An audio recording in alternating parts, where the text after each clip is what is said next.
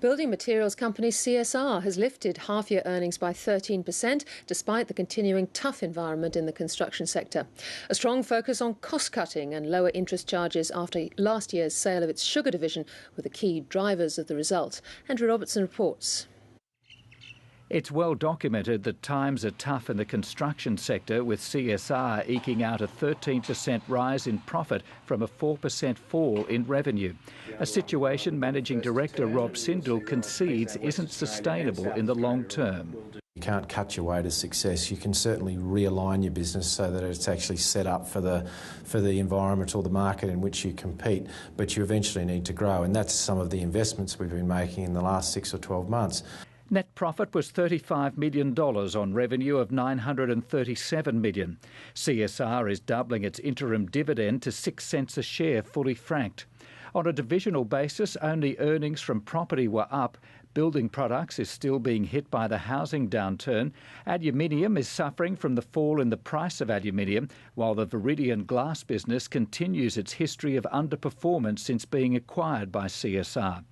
Notwithstanding all that, Deutsche Bank building industry analyst Emily Benke believes the result is a good one. They're dealing with a very tough market in both the residential and non-residential sectors. The Aussie dollar being strong doesn't help them for either their aluminium or their glass businesses. Given CSR's dependence on the housing industry, Rob Sindel was very relieved to see the Reserve Bank cut interest rates last week. What tends to happen is that 3 or 4 months after rate cuts, you see a tick up in demand, you see greater residential land purchases, and then 6 months after that we get a benefit. So it could be anywhere between 9 and 12 months. However, Deutsche's Emily Benke thinks that's optimistic. Our view is that housing will remain under pressure for a little while. While we're starting to see some slightly more positive signs in New South Wales, we think that the Victorian housing market is a significant risk. CSR is predicting the carbon tax will cost it $10 million in its first full year, which is more than 10% of its profits.